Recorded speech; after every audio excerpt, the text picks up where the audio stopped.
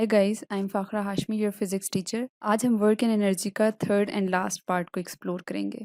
अगर आपने पहले वाले 2 पार्ट्स देख लिए हों वर्क एंड एनर्जी के जिसमें हमने बेसिक्स कॉन्सेप्ट्स देखे हुए हैं, अगर नहीं देखे हुए तो मैं इसका डिस्क्रिप्शन लिंक डाल दूँगी डिस्क्रिप्शन बॉक्स के अंदर, तो आप उसको देख लीजिएगा।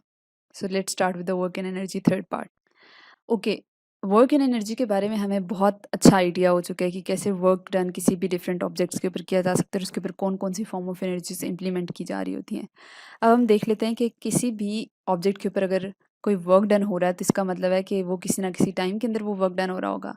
तो rate of doing work is called as power. So power असल में हमारे पास वर्क का रेट बता रही होती है। जैसे power can be explained as work done per unit time. So work done का यूनिट होता है जूल और टाइम का यूनिट होता है second. So joule per second असल में वॉट का यूनिट जनरेट करता है। So this is all about power. So इसको एक एग्जांपल से कवर कर लेते हैं। लेट्स सपोज कि आपके पास एक 1000 केजी की कार है जो कि एक्सीलरेट कर रही है from 0 to 100 kilometres per hour, और उसके लिए जो टाइम लग रहा है वो 3.2 सेकंड्स का टाइम लग रहा है, और ये किसी लेवल रोड के ऊपर ये कार मूव कर रही है। आपको पूछा गया है कि आपने एवरेज पावर देखनी है कि वो कार कितनी एवरेज पावर के साथ मूव कर रही होगी। So what we need to do, हमें पावर का फॉर्मूला लगाना है। Power is equal to work done per unit time. Work done आप देखें क्योंकि कार जो सी है वो एक्सीलरेट करी, इसका मतलब उसकी चेंज इन वेलोसिटी हो रही है। इसका मतलब है कि उसकी वर्क डन जो है वो सारे का सारा उसकी मोशन की वजह से हो रहा है। तो हमें क्या करना पड़ेगा, हमें वर्क डन को in form of kinetic energy लिखना पड़ेगा। क्योंकि इसकी स्पीड चेंज हो रही है तो इसका मतलब है इसके अंदर कोई ना कोई change in kinetic energy generate हो रही है। तो हमें क्या करना पड़ेगा, हमें वर्क डन को चेंज इन काइनेटिक एनर्जी की फॉर्म में लिखना पड़ेगा। That is half M V F square minus half M V nought square. और इसके अंदर आपको वी एफ की वैल्यू भी पता है, वी नॉट की वैल्यू भी पता है, मास की वैल्यू भी पता है, और टाइम ड्रिवन जो कार को ड्रिवन के लिए जो टाइम चाहिए वो भी आपको पता है। सो सब चीज़ों का अगर आप इस फॉर्मूले के अंदर सब्सटीट्यूट करेंगे तो यहाँ से आपको पावर की वैल्यू मिल जाएगी। अब जो पावर आपको मिल रही है वो 1 to 1 000 वॉट्स मिल रही है। तो आप इसको साइंटिफिक नोटेशन में भी लिख सकते हैं। तो साइंटिफिक नोटेशन में अगर मैं लिखूं तो दैट इज़ 121 किलो वॉट। इतनी पावर वो कार जो सी है वो लगा रही है।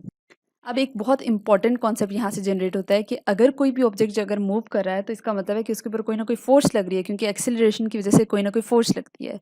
तो जो फोर्स लग रही होती है जिसकी वजह से चेंज इन मोमेंटम जनरेट हो रहा होता है उसको हम नाम देते हैं इम्पल्स का। इम्पल्स आपको क्या डिफाइन करता है कि कितने टाइम के अंदर कितनी फोर्स लग रही है ताकि उस बॉडी का मोमेंटम चेंज हो सके। सो इम्पल्स एंड मोमेंटम का यहाँ से कॉन्सेप्ट जनरेट होता है। सो इम्पल्स को रिप्रेजेंट करते हैं जे से। So J is equal to dot product of force and time. और इसका अगर यूनिट देखें तो फोर्स का जो यूनिट है वो न्यूटन्स होता है और जो टाइम होता है वो सेकंड्स होता है। इसका मतलब है इम्पल्स वुड डिस्क्राइब अस कि कोई भी ऑब्जेक्ट जो है वो कैसा रिस्पॉन्स देता है किसी भी ऑब्जेक्ट की मोशन के अंदर। अब इसका ये मतलब है कि अगर मुझे ऑब्जेक्ट का रिस्पॉन्स चेक करना है to the different amount of the pulse, तो उसके लिए ये भी हो सकता है कि कोई बॉडी जो है वो लार्जर इम्पल्स जनरेट करे, और लार्जर इम्पल्स का मतलब ये होता है कि उसके ऊपर लार्जर फोर्स लग रही होगी, लार्जर रिस्पॉन्स होगा उस ऑब्जेक्ट के ऊपर। और लार्जर रिस्पॉन्स का मतलब ये है कि वो ऑब्जेक्ट ज़्यादा वेलोसिटी के साथ मूव कर रहा होगा, ज़्यादा वेलोसिटी के साथ एक्सेलरेट कर रहा होगा। और अगर मैं इसको इन टर्म्स ऑफ मास बताऊं तो लार्जर मास जो होता है वो हमेशा लेस वेलोसिटी को रिप्रेजेंट करता है। तो इन दोनों के दरम्यान में अगर रिलेशनशिप देखा जाए तो इम्पल्स जो होता है वो मास और वेलोसिटीज़ के दरमियान के रिलेशनशिप को कहते हैं, या इम्पल्स असल में मास और वेलोसिटी का जो चेंज होता है उसको एक्सप्लेन कर रहा होता है। अब इम्पल्स को हम कैसे मैथमेटिकली कैसे लिख सकते हैं इसको देख लेते हैं। हमें पता है according to Newton second law force is equal to mass time acceleration. अब एक्सेलरेशन असल में चेंज इन वेलोसिटी को कहते हैं। चेंज इन वेलोसिटी का मतलब ये है कि फाइनल वेलोसिटी कोई दी हुई होगी, कोई ना कोई इनिशियल ऑब्जेक्ट की कोई ना कोई स्पीड होगी, इनके दरमियान में अगर आप रेट ले लें तो वो एक्सेलरेशन जनरेट करती है। What you need to do, इस वैल्यू ऑफ वेलोसिटी को, change in velocity with respect to time को आपने अपनी न्यूटन सेकंड लॉ की इक्वेशन के अंदर सब्स्टिट्यूट करना है, तो वहाँ से आपके पास एफ की ये वैल्यू बन जाती है। अब अगर आप देखें मास को अगर मैं मल्टीप्लाई करवाऊँ विद फाइनल वेलोसिटी और मास को मल्टीप्लाई करवाऊँ विद इनिशियल वेलोसिटी, तो यहाँ से चेंज इन मोमेंटम जनरेट हो रहा है। ठीक है, इसका मतलब है फोर्स मल्टीप्लाइड बाय टाइम जिसको हम इम्पल्स कहते हैं वो असल में होता क्या है, चेंज इन मोमेंटम के बराबर होता है। सो इम्पल्स और मोमेंटम असल में क्या हुआ, इम्पल्स असल में change in momentum of any object को रिप्रेजेंट करता है। इसकी एक एग्जांपल देख लेते हैं। लेट्स सपोज कि आपको एक बेसबॉल दी गई है और उसका मास आपको दिया हुआ है, और इसकी कोई इनिशियल स्पीड है जो कि -40 मीटर पर सेकंड के साथ वो ऑब्जेक्ट मूव कर रहा था, और उसने हिट किया है किसी एक और बॉल को, या किसी एक और बैट को उसने हिट किया है। लेट्स सपोज कि जब बेसबॉल जो है वो बैट को हिट करती है विद जो बैट है वो किसी वेलोसिटी के साथ मूव करता है दैट इज़ अबाउट 60 मीटर्स पर सेकेंड, और इन दोनों के दरमियान में जो कोलिजन का टाइम है वो टाइम लगता है 0.001 second. So we need to explain like what is the impulse and average net force for that ball to the bat. तो what we need to do, हमें सब चीज़ें पता हैं. We need to apply the formula of impulse and change in momentum. तो impulse हमें पता है, force हमें पता है. इन दोनों वैल्यूज़ को अगर मैं सब्सटीट्यूट करूँ विद वेलोसिटीज़ गिवन, और क्योंकि वेलोसिटी इनिशियल वेलोसिटी आपको -40 मीटर पर सेकंड दी गई है, तो सारी वैल्यूज़ को सब्सटीट्यूट करने से जो फोर्स निकल रही है वो असल में 14 किलो न्यूटन की फोर्स निकल रही है. So this would be the force जो कि बॉल अप्लाई करेगी on the bat. So this is how impulse can be related with the help of change in momentum. अब हमने जो इम्पल्स एंड मोमेंटम को डिटेल में डिस्कस किया कि इम्पल्स और मोमेंटम असल में किसी भी बॉडी का रिस्पॉन्स रिप्रेजेंट कर रहा होता है. तो यहाँ पे अब अगर हम कंजर्वेशन ऑफ मोमेंटम की बात ना करें तो ये गलत होगा. सो सबसे पहले कंजर्वेशन ऑफ मोमेंटम को अंडरस्टैंड कर लेते हैं. ये आपको एक डायग्राम में देखें, दो बॉल्स हैं और दो बॉल्स उनसे before collision they are moving in the straight line. So अगर आप देखें ये वाली बॉल जो येलो कलर की बॉल है वो ग्रीन वाली के ऊपर एक फोर्स लगा रही होगी, और इन रिटर्न ग्रीन वाली बॉल येलो वाली बॉल के ऊपर एक फोर्स लगा रही होगी. सो अगर मैं येलो वाली बॉल जो फोर्स लगा रही है ग्रीन वाली बॉल पे उसको F12 से रिप्रेजेंट करती हूँ और इन अदरवाइज उसको F21 से रिप्रेजेंट करती हूँ. So these are called the internal forces जो कि कोलिजन के नतीजे में जनरेट हो रही हैं. सो ड्यूरिंग कोलिजन जब ये आपस में एक दूसरे के साथ कोलाइड करेंगे so they are going to move away from each other. So after collision उनका रिस्पॉन्स कुछ इस तरह का होगा. तो अगर इंटरनल फोर्सेस देखें तो वो तो ये फोर्सेस जो कि एक ऑब्जेक्ट दूसरे ऑब्जेक्ट के ऊपर लगा रहा है और दूसरा ऑब्जेक्ट पहले ऑब्जेक्ट के ऊपर लगा रहा है, लेकिन ज़रूरी नहीं है कि कोई एक्सटर्नल फोर्स प्रेजेंट ना हो. लेट्स सपोज कि ये किसी आइसोलेटेड सिस्टम के अंदर है, तो आइसोलेटेड सिस्टम के अंदर कोई एक्सटर्नल फोर्स नहीं लग रही होती.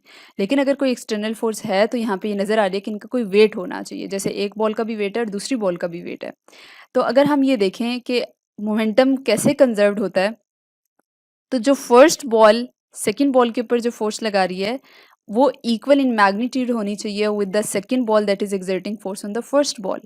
तो F12 और F21 जो है वो एक्शन रिएक्शन फोर्सेस कहलाती हैं, और इसको हमने न्यूटन्स के थर्ड लॉ से अंडरस्टैंड किया है कि दोनों फोर्सेस इक्वल इन मैग्नीट्यूड हैं but they are opposite in direction. अब क्योंकि ये दोनों एक दूसरे के इक्वल इन मैग्नीट्यूड हैं तो इंटरनल फोर्सेस का जो सम होगा वो क्या हो जाएगा, ज़ीरो के बराबर हो जाएगा. और एक्सटर्नल फोर्सेस अगर देखा जाए तो वो असल में उसका जो वो जो फोर्सेस हैं वो असल में चेंज इन मोमेंटम को रिप्रेजेंट कर रही हैं. और लेट्स सपोज मैं कहती हूँ कोई एक्सटर्नल फोर्स प्रेजेंट नहीं है, तो मुझे क्या करना पड़ेगा, इस वैल्यू को सब्सटीट्यूट करना पड़ेगा, ज़ीरो के इक्वल सब्सटीट्यूट करना पड़ेगा. और अगर ये ज़ीरो के इक्वल सब्सटीट्यूट हो जाती है तो इसका मतलब ये है कि change in momentum is equal to zero. इसका मतलब ये है कि change in momentum equal to zero का मतलब है कि final momentum should be exactly equal to the initial momentum. So अगर ऐसी कोई कंडीशन जनरेट हो जाए तो इसका मतलब है कि बॉडी का मोमेंटम चेंज ही नहीं हुआ. This is called conservation of momentum. इसको हम अंडरस्टैंड कर लेते हैं विद एन एग्जाम्पल.